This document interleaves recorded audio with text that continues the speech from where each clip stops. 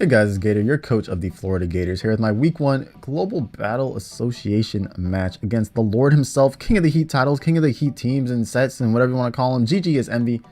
If you don't know how my schedule is looking like, I play Envy Week 1, Chimpact Week 2, and then A-Drive Week 3. So I just play 3 what I consider super tough opponents, back to back to back, in like my first ever official league format thing that I'm in.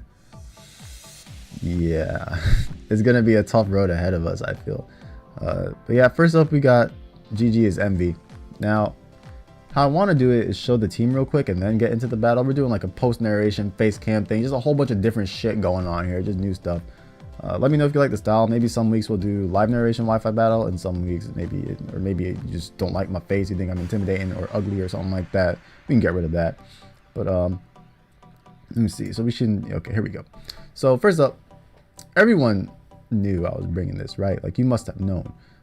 I'll post his team like over here or something. Like, this thing just has really good coverage against this team. Really good coverage. No adamant life orb, so I'm sorry for all you memers out there. I know there's plenty of you. I couldn't do it. I couldn't bring myself to do it, bro. The focus stash just seemed too valuable. The freeze dry just seemed too valuable, man. He has a Pelipper and a Kindred. You gotta understand where I'm coming from with this. So we got the freeze dry for the Pelipper and Kingjo. Icicle Crash still hits Landers and Dragonite super hard. And the Earthquake hits the Zone, the Empoleon, the Muck, the Omastar, stuff like that. And Stealth Rock's pretty good against his team because he has a lot of potential pivots. Also, that Pelipper and Dragonite could be annoying and puts pressure on him to defog. Then we got the Focus Sash to maybe take a hit and retaliate. Next, we got the Blade here. I am the bone in my sword. Good old Archer. Now, this is only on the team for Alakazam. That's it. Literally it. If he doesn't bring Alakazam, I've kind of wasted a team slot here. But if he does, good. Alakazam can be a huge problem for me because it's a really good revenge killer against my team. Also has access to stuff like Taunt, Encore, Thunder Wave, which is just annoying. It's just annoying. Especially for stuff like Pikamuku, just taunt me. I just can't do anything. So we got this. Pursuit, Shadow Sneak, Jar Ball, all they hit the Zam. Sacred Sword, like, whatever, I don't care. Just 4 attacks, max HP and Spadef. No Alakazam, no Deblade, pretty much. Next, Whimsicott. This is physically defensive, mainly for potential dancers. The fairy typing is also nice because he has a couple dragons he could potentially bring. Encore, like I said, is good for potential dancers like Landers, Dragonite, Kingdra. U-turn, good momentum. Memento is also good momentum. Plus, it lets me potentially set up easier with my Latios or my Hawlucha. And Moonblast is just good stab against the team. Next, we got this Latios. This was really tough. I wasn't sure what Latios I was going to bring. Ended up going with this one. It was either going to be this one or a Dragon Dance Tectonic Rage Latios. I went with this one just because it relies less on what Envy's bringing. Like, ground moves are pretty easy to deal with, I feel like. Like, there's Air Balloon and Shuckleberry options.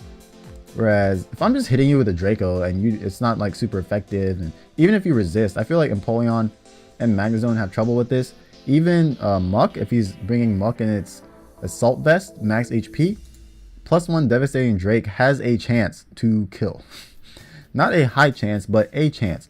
Also, the fact that if he does bring Rain, I want at least one electric attack on my team, and surprisingly Bolt Beam coverage is pretty good against them. Yeah, so that's what we got with the Latios. No DD. Decided to go with this one. The speed, let's go down here, 158. This is mainly for Landers. I believe this outspeeds Jolly Landers. You can see the same speed on my Hawlucha. 116 in HP to get that Citrus Berry number. Standard Hawlucha move set and everything. Just the EVs are tweaked a little differently, and the rest in attack for maximum damage. And last but not least, you got your boy Pikamuku. Max HP, max for def, innards out. This is mainly for Kingdra. Can't go unaware because then the Draco special attack drops don't matter. Light screen, because I'm expecting a lot of special attacks. Recover and Baton Pass, I feel like just mandatory. Last move, I just put Toxic. This could be like anything. I feel like Memento would be fine. Reflect would be fine. Even Sub maybe, I don't know. But yeah. That is the team. Don't want to spend too much longer on just building because it's supposed to be like an actual battle. So what I should be able to do is click a button here. Got my OBS open. I don't remember which button. Please be this button. Very nice, very nice. Now we can just battle and move the OBS over here. Okay, so let's start the battle. Oh, let's talk about his team real quick. So this is what he actually brought. Just a couple things to note. There's no Kingdra, which means my Pyukumuku can take hits from other things. It doesn't have to worry about Kingdra. Potentially the Pelipper or the Empoleon, even the Zam, but like I said, we do have to worry about Taunt. Also, there is no Muck, so I have to worry about that stupid calc on Assault Vest Muck with my Latios, and I think Latios does better against the Empoleon and Meizong with this set anyway, so that's good. Alright, so let's hop right into it. I should be able to hit play, it should work. I like recorded the battle first, and then like I'm playing a recording, so like I can pause it if I need to. Okay, that scared me for a moment because I saw a black screen. Yep, you were challenged by Pokemon Trainer Envy. He got the shades. Are those shades or glasses? I don't know.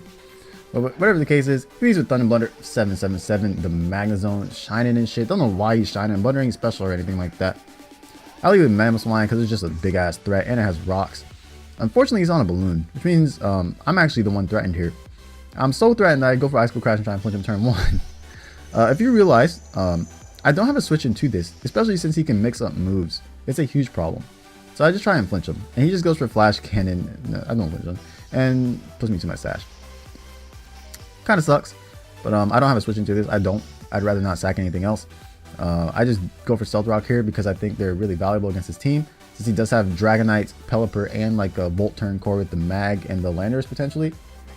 And I think Envy realizes that I'm going to go for Stealth Rock because they could be a problem for him, and he just finishes me off with the second Flash Cannon. So I lose my Mammothline turn 2, the Pokemon that I thought would put in a lot of work. Kind of sucks.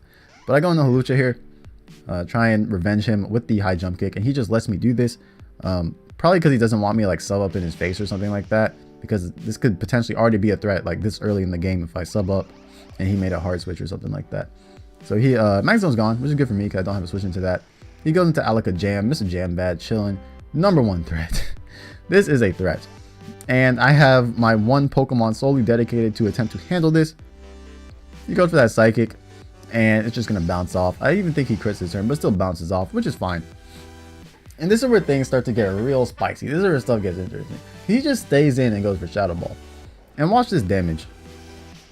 It does too much damage. That's just too much damage. It's a clean 2 KO. And I ended up going for Pursuit, hoping he would switch, and he doesn't.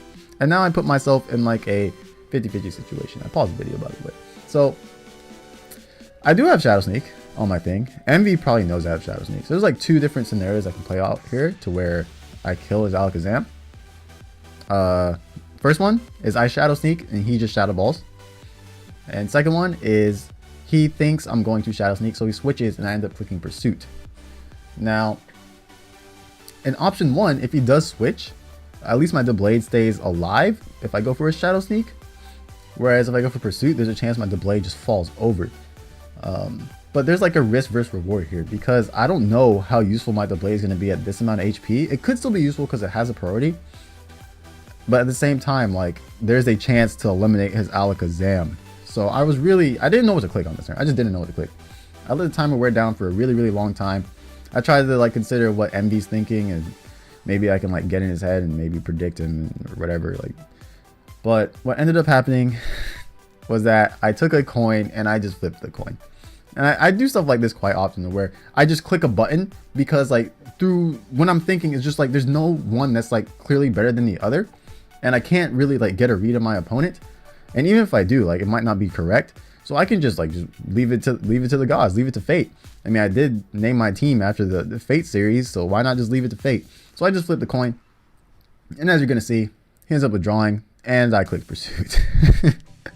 Yeah, RNG, I guess. I mean, I just clicked a button, and it ended up working out because his Zam is dead, and it didn't do anything. It didn't revenge kill anything. Hawlucha is still there, Latio's still there, chilling, and my Doublade did its job, basically.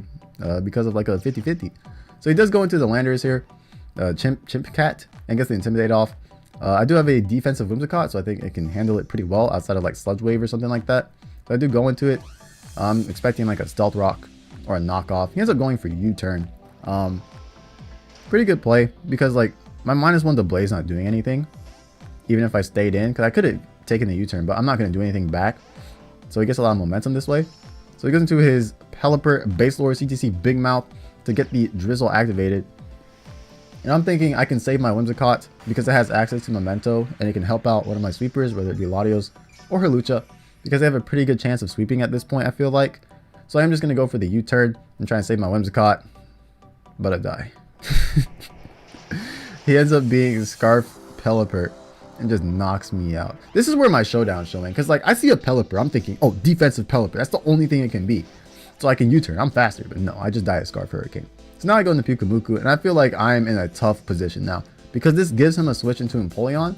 I end up going for Light Screen in case he wanted to stay in, and here I'm like trading a Light Screen for a Defog. That's not good, because not only does he get rid of my Stealth Rock, it gets rid of my Light Screen that I just set up. So I'm like, okay, this is pretty bad. But he ends up going for Swords Dance. And this is much better than Defog. I Baton Pass out. Light Screen's intact. Stealth Rocks are up. I go into Hawlucha. +2 Aqua Jet in the rain is not doing like any damage to me, just because it's an Empoleon.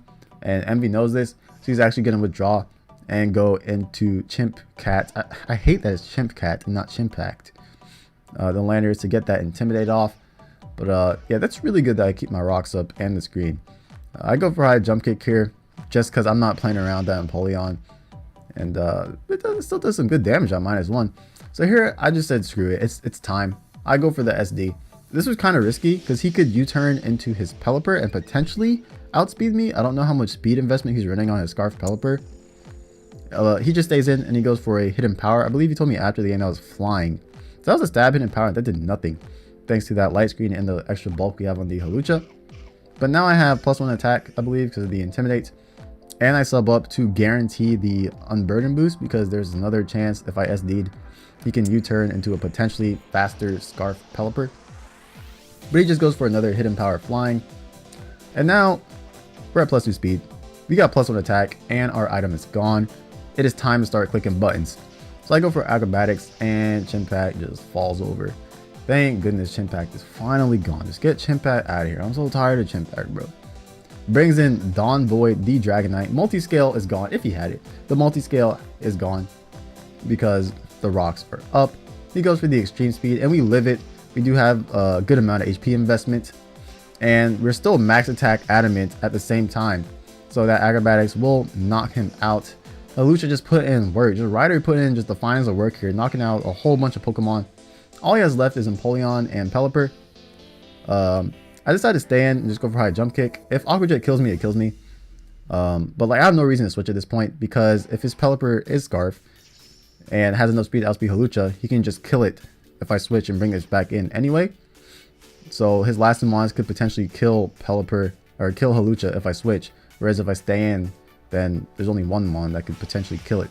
He ends up making a double into his Pelipper on my high jump kick. I can understand that, because if I did miss, he's in a position where Scarf Pelipper's in, which is good.